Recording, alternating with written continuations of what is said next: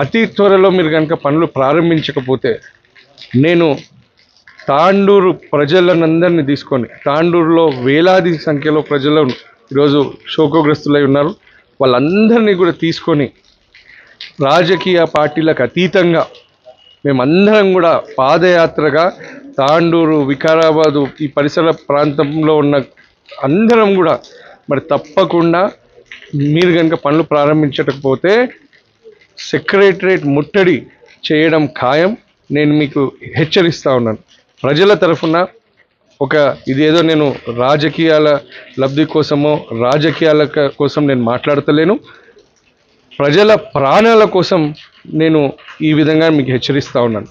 దయచేసి ఇప్పటికైనా మీరు ఈ రోడ్డు పనులను తక్షణమే ప్రారంభించండి, లేదంటే వికారాబాద్ జిల్లా ప్రజలు తప్పకుండా మీకు బుద్ధి చెప్తారని కూడా నేను హెచ్చరిస్తూ ఉన్నాను. అదేవిధంగా భగవంతుని ప్రార్థిస్తూ ఉన్నా, ఈ కుటుంబాలకు ధైర్యం కల్పించాలని చెప్పి ఆ భగవంతుని వేడుతూ ముగిస్తా ఉన్నాను.